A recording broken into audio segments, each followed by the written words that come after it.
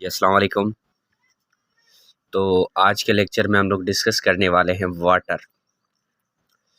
PMC के syllabus का जो चैप्टर है हमारे पास चैप्टर नंबर 3 दिया हुआ है उसमें, लेकिन फेडरल या दूसरे अकॉर्डिंग के हिसाब से वो चैप्टर नंबर 2 है, तो हम लोग उसको पहले डिस्कस कर रहे हैं।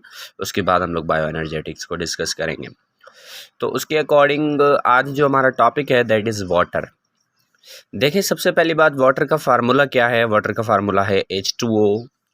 वाटर का मॉलिक्यूलर मास क्या है? 18 AMU। ठीक है, आपको भी पता है H2 2 + 16 = 18, मतलब इसका मॉलिक्यूलर मास है 18। वाटर की इम्पोर्टेंस अगर हम लोग देखें तो हमारी लाइफ के अंदर वाटर की इम्पोर्टेंस कैसे है? बहुत ही सिंपल है। It is most abundant component of the cell which make approximately 70 to 90% constitute of the cell. मतलब हमारे डिफरेंट सेल्स हैं जिन सेल्स के अंदर डिफरेंट अमाउंट ऑफ वाटर पाया जाता है, और तकरीबन 70 to 90% हमारे सेल का कंस्टिट्यूएंट वाटर ही होता है। अब देखें, कुछ सेल्स हैं, जैसे हमारे पास एक सेल ऐसा भी है जिसमें लीस्ट अमाउंट ऑफ वाटर होता है, up to 20% of the water. वो होता है सीड्स और हमारे बोन्स के अंदर या सीड्स के अंदर जो हमारे पास वाटर होता है वो 20% होता है अप्रॉक्सीमेटली। ये सवाल एंटी टेस्ट में पूछा जा चुका है। ब्रेन सेल्स के अंदर वाटर कितने परसेंट होता है? 85 to 90% of the water is found in the brain cell. 85 से 90% तक जो है पानी प्रेजेंट होता है हमारे ब्रेन सेल्स के अंदर। और इसी तरीके से 99% यानी जेली फिश की जो बॉडी है उसके अंदर 99% अमाउंट ऑफ वाटर ही होता है। उसके बाद importance of water in life देखें तो लाइफ के अंदर इसकी इंपॉर्टेंस क्या है? बहुत डिफरेंट इंपॉर्टेंसेस हम लोग यहाँ पर डिस्कस करेंगे। जैसे देखें, हमारे पास वाटर एक पोलर कोवेलेंट कंपाउंड है। हमें पता है वाटर के अंदर पोलरिटी है। पोलरिटी कैसे है? जैसे हाइड्रोजन पार्शियली पॉजिटिव होता है, ऑक्सीजन पार्शियली नेगेटिव होता है। मतलब हाइड्रो जो है वाटर हमारे पास क्या है? एक डायपोल मॉलिक्यूल है, यानी दो चार्जेस वाला मॉलिक्यूल है। उसके बाद देखें तो इसके अंदर मैंने यहाँ पर लिखा भी है, hydrogen is partially positively charge, जबकि हमारे पास ऑक्सीजन जो है वो पार्शियली नेगेटिवली चार्ज होता है due to the polar nature. अब इसकी पोलर नेचर का लाइफ पर क्या असर है वो हम लोग देखेंगे। पोलर नेचर तो है, हमें पता है वाटर की पोलर नेचर है, लेकिन लाइफ के लिए ये पोलर नेचर किस काम आती है वो हम लोग डिस्कस कर रहे हैं। तो लाइफ के लिए पोलर नेचर ऐसे काम आती है कि तकरीबन जो हम लोग पोलर सब्सटेंसेस खाते हैं उन पोलर सब्सटेंसेस को ये डिसॉल्व कर लेता है। इसी वजह से इसे हम लोग क्या कहते हैं? यूनिवर्सल सॉल्वेंट, यानी कि ऑलमोस्ट जितने भी पोलर कंपाउंड्स हैं वो उसके अंदर डिसॉल्व हो जाते हैं। Hence it is known as universal solvent. 2019 का क्वेश्चन है। पानी जो है वो तकरीबन चीज़ों को डिसॉल्व कर सकता है, इसीलिए हम लोग उसे क्या कहते हैं? सवाल आया था 2019 की टेस्ट में। जवाब क्या होगा? Universal solvent. डायपोल मॉलिक्यूल है, समझ में आ गया। उसके बाद पानी के अंदर अगर हम लोग बॉन्ड्स की बात करें तो बॉन्ड्स हमारे पास डिफरेंट होती हैं। जैसे देखें, पानी के अंदर अगर हम लोग बॉन्ड्स की बात कर रहे हैं तो बॉन्ड्स में से सबसे पहले हमारे पास है हाइड्रोजन बॉन्डिंग। कोवेलेंट बॉन्डिंग तो आपको पता है, लेकिन इसी के साथ यहाँ पर पानी के अंदर क्या होती है? Hydrogen bonding. हाइड्रोजन बॉन्ड किसे कहते हैं? जैसे देखें यहाँ पर ये क्या है? पार्शियली पॉजिटिव हाइड्रोजन है, और ये क्या है? पार्शियली नेगेटिव ऑक्सीजन है। इन दोनों के दरमियान ये जो बॉन्ड है, इस बॉन्ड को हम लोग कहते हैं कोवेलेंट बॉन्ड। क्या कहते हैं? Covalent bond. लेकिन अगर ऐसा ही मॉलिक्यूल मैं यहाँ पर जनरेट करूँ, ये O, ये H, और इसी तरीके से ये क्या हो गया? H हो गया। अब ये क्या होगा? आपको पता है पार्शियली पॉजिटिव, ये भी पार्शियली पॉजिटिव, लेकिन ये पार्शियली नेगेटिव। अब देखें क्या है, नेगेटिव और पॉजिटिव एक दूसरे के साथ बॉन्ड बनाते हैं। यस सर, बिल्कुल बनाते हैं। तो क्या ये एटम और ये एटम एक दूसरे के साथ बॉन्ड बनाएंगे? बिल्कुल बना सकते हैं। तो ऐसी बॉन्ड को हम लोग कहेंगे क्या? Hydrogen bond. केमिस्ट्री के पोर्शन में सवाल आया था कि हाइड्रोजन बॉन्ड को रिप्रेजेंट कैसे करते हैं? डॉटेड लाइन से रिप्रेजेंट करते हैं। किससे रिप्रेजेंट करते हैं? डॉटेड लाइन से। तो कहने का मकसद क्या है? डेफिनेशन बहुत ही सिंपल है हमारे पास। एक ऐसी बॉन्ड जो किसी एक मॉलिक्यूल के पार्शियली पॉजिटिव हाइड्रोजन के साथ और दूसरे मॉलिक्यूल के किसी पार्शियली नेगेटिव एलिमेंट के साथ बने, तो ऐसी बॉन्ड को हम लोग कहते हैं क्या? Hydrogen bond. मैंने यहाँ पर डेफिनेशन भी लिखी है। डेफिनेशन को डिफाइन करते हैं, the bond between partially positive hydrogen. यहाँ पर हम लोग एक मिनट फोकस कर लें। The bond between partially positive hydrogen of one molecule and partially negative element of other molecule is called hydrogen bond.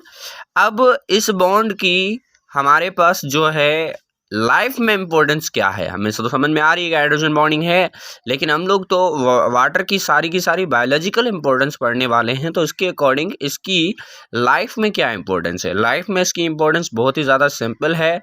Transport medium जो भी हमारा है वो इसकी वजह से ही पॉसिबल है, और इसकी वजह से ही हमारा वाटर जो है वो लिक्विड फॉर्म में रहता है, जिसे हम लोग पी सकते हैं आसानी से। तो कहने का मकसद क्या है, ट्रांसपोर्ट मीडियम हमारा लिक्विड फॉर्म में ही ज़रूरी है। ट्रांसपोर्ट मीडियम ज़्यादातर हमारा लिक्विड फॉर्म में होता है। जैसे हमें पता है कि हमारा ट्रांसपोर्ट मीडियम ब्लड है, तो blood is in liquid form. तो वाटर जो होता है ये तकरीबन लिक्विड फॉर्म में रहता ही हाइड्रोजन बॉन्डिंग की वजह से, जिसकी वजह से हमारी बॉडी का ट्रांसपोर्ट मीडियम कंटिन्यू रहता है। उसके बाद देखें न्यू इंपॉर्टेंस है दूसरी, जैसे देखें क्या है हमारे पास कोहेजन एंड एडहेजन। अब ये हमारे पास क्या है, ऐसी फोर्सेस हैं जो वाटर के मॉलिक्यूल्स को अट्रैक्ट करके रखती हैं। जैसे force of attraction between the similar molecules, यानी पानी के मॉलिक्यूल्स के साथ ही फोर्स है, उसे हम लोग कहेंगे कोहेजन। लेकिन पानी के साथ नहीं बल्कि किसी और मॉलिक्यूल के साथ है, तो उसे हम लोग कहेंगे एडहेजन। जैसे देखें हम यहाँ पर इसकी इम्पोर्टेंस लाइफ में क्या है।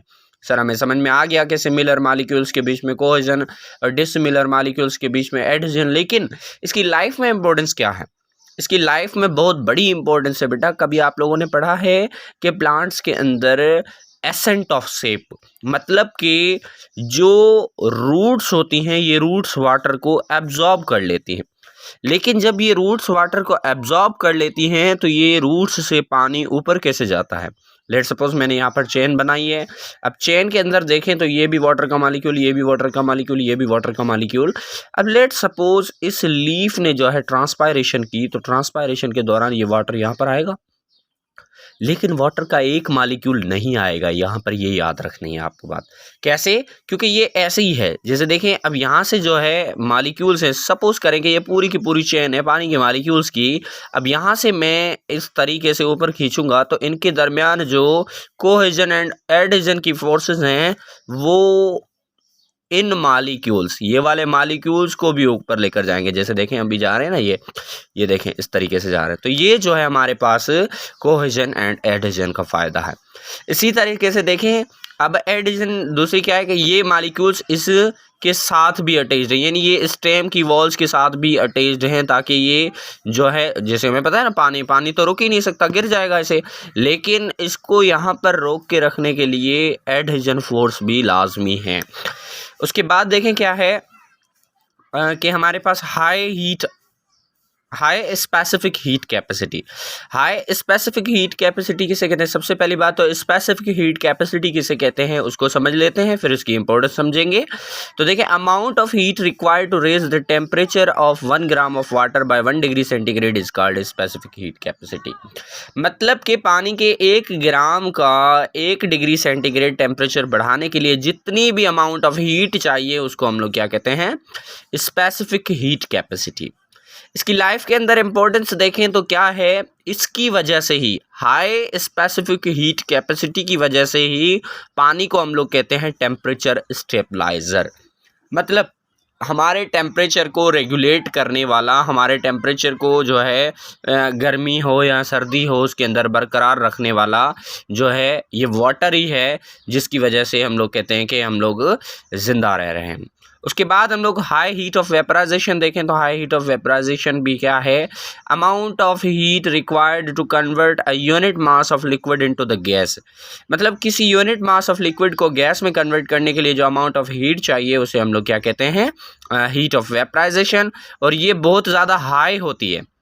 हाई कितनी, जैसे 1 ग्राम वाटर का भी जो है अगर हम लोग वेपर्स में कन्वर्ट करना चाहते हैं तो उसके लिए भी 574 कैलोरीज चाहिए हमें, जिसके ज़रिए हम लोग जो है इसको कन्वर्ट कर सकते हैं।